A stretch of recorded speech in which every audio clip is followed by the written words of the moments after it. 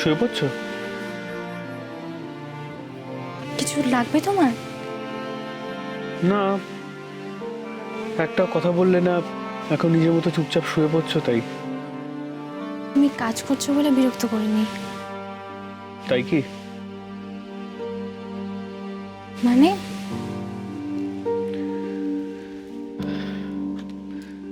মানে এই যে কেন জানি না আমার মনে হচ্ছে তুমি এখনো আমার উপর একটু অভিমান করে আছো। হঠাৎ এরকম মনে হওয়ার কারণ? এই যে তুমি নর্মালি কথা বলছো, এটা শুনেই বোঝা যাচ্ছে যে তুমি প্রিটেন্ড করছো, নর্মালি কথা বলার চেষ্টা করছো। আসলে তুমি ব্যাপারটা নিয়ে এখনো... কোন ব্যাপার? তুমি বোধহয় এখনো বিশ্বাস করোনি না তিস্তার সাথে উদয়পুরে দেখাটা নেহাতি কোইন্সিডেন্স ছিল। দেখো, আমি কেন বলিনি সেটাও তোমাকে বলেছি যখন আমরা সব খুলে কথা বলেছি। তাও তুমি কেন এখনো... থাক না ওসব কথা। তার মানে আমি ঠিকই বুঝেছি। কিচ্ছু বোঝোনি তুমি। আমার যা তোমাকে বলার ছিল সেটা আমি ওখানেই বলে এসেছি। তারপরে তুমি কেন এসব কথা তুলে? তুমি তিস্তাকে দেখে অফেন্ডেড হওনি? প্রথমটা একটু ঘাবড়ে গেছিলাম, কষ্টও হয়েছিল আমার। তুমি সব জেনেও আমাকে কিছু বলোনি তাই। কিন্তু সেটা কিছুক্ষণের জন্য। আমি তোমাকে তখনও বলেছি, আবারও বলছি, আমার ভালোবাসার উপর আমার ভরসা আছে। তাই এইসব কথা তুমি একদম বলবে না।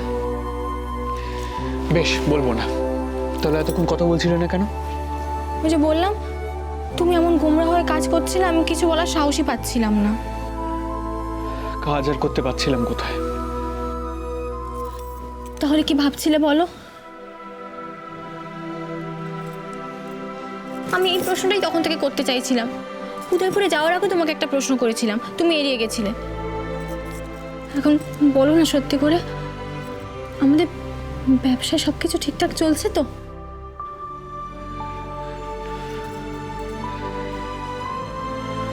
না, কিছু প্রবলেম রয়েছে। কিছু?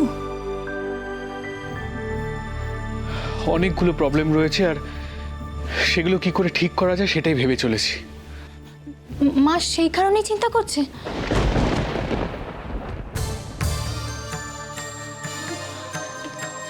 না মানে, মাকে আগে এতটা অশান্ত দেখিনি তো তাই। কই, আমি তো সেরকম কিছু ফিল করিনি। আমি করেছি। ফিরে আসার পর থেকে যেন আর বেশি করে মনে হচ্ছে। আচ্ছা, ব্যবসায় তো প্রবলেম থাকবেই, তার জন্যই মা এতটা আর আর তুমি বললে না মা আমাদের তাড়াতাড়ি ফিরে আসতে বললো। বলো না কি এমন হয়েছে যার জন্য মা এতটা... দেখো কনক, এটা ছোট মার ব্যাপার। হ্যাঁ, তার ব্যাপারে এতটা কিউরিয়াস হওয়া আমাদের ঠিক নয়।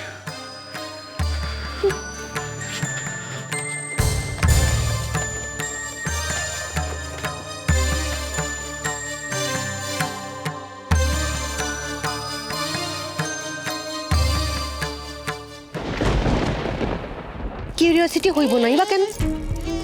ঘরে গিয়া মায়ে পয়ে গুজুর ফুসুর করতেছিল, শোনার ইচ্ছা তো হইতেই পারে। ঘরে কি তা কি শুনলে? ধৈরা ফেলাইছিল প্রায়, তার লগে 5টা কথাও শোনাইল। তার মানে আপনি কিছু শুনতে পাননি, তাই তো?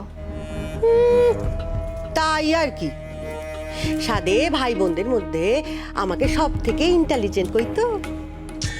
ওফ মাধুমাসি প্লিজ এত ভনিতে না না করে বলুন না। আপনি ওই মা ছেলের মধ্যে কি কথা হয়েছে, মানে কতটা কি শুনেছেন একটু বলুন না। অরুণেশ চ্যাটার্জি কেডা জানো?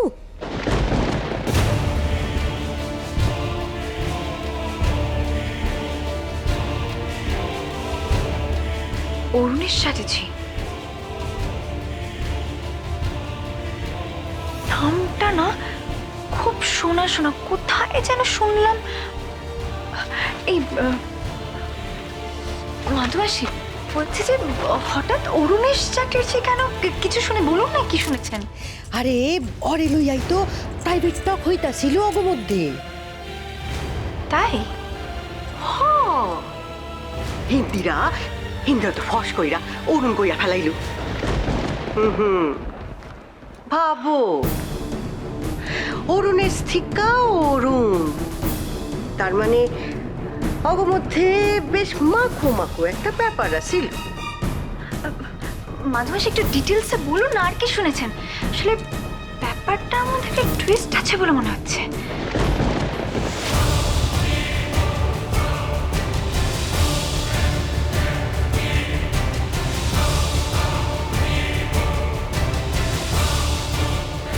অরুণ, এই নামটার পিছনে নিশ্চয়ই কিছু একটা রহস্য আছে। তার মানে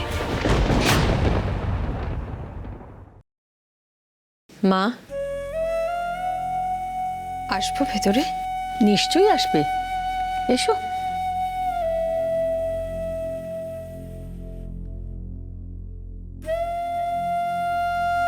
কিন্তু এইরকম সময় যখনই তুমি আমার কাছে এসেছো তখনই কিছু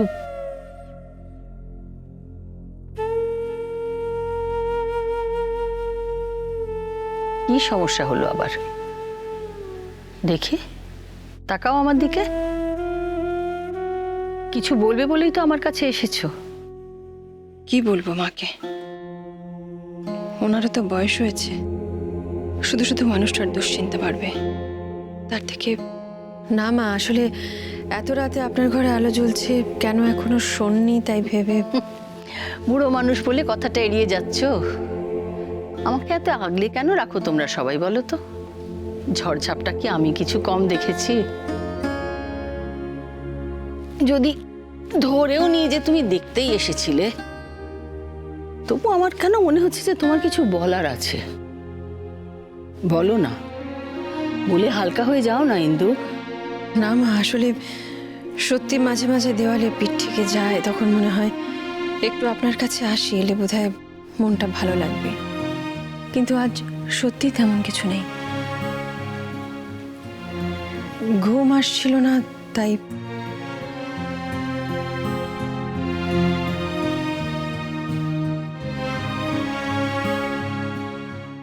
তোমার স্বভাব তো আমি জানি ইন্দু। আজ কম দিন তো হলো না তুমি এই পরিবারে এসেছো। যত বড় ঝড়ই আসুক না কেন, তুমি দুই পাখার মধ্যে আগলে রাখা পাখির বাসার মতন এই সংসারটাকে রক্ষা করেছো। আমি আমি চেষ্টা তো করি মা, কিন্তু পারি কি? পারো বলেই তো সবাই মনে রেখেছে ইন্দু। যত বড় বিপদই হোক না কেন, তুমি তো কারুর গায়ে কখনো আঁচ লাগতে দাও না। কিন্তু তারও তো একটা সীমা আছে।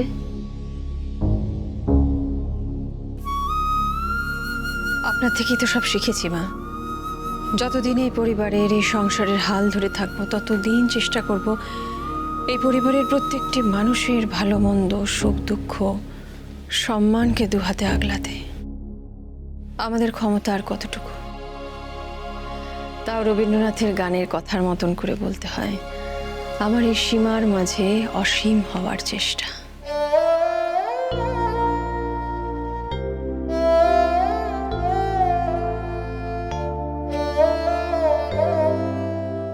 আমি জানি না তুমি কি আড়াল করছো, কিন্তু একটা কথা তো আমি না বলে পারছি না। আমি তোমাকে ভরসা করি, বিশ্বাস করি। তুমি যাই করো না কেন, জেনে রেখো আমি তোমার পাশে আছি। আপনি আমাকে এখনো এতটা ভরসা করেন মা?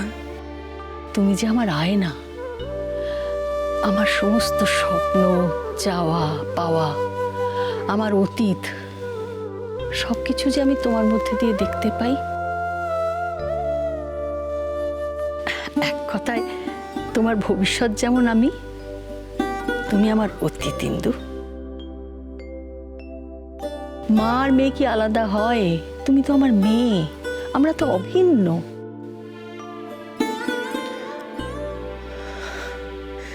মনটা আজ সত্যি বড় এলোমেলো হয়ে আছে মা। কোথায় যেন সব হিসেব গুলিয়ে যাচ্ছে।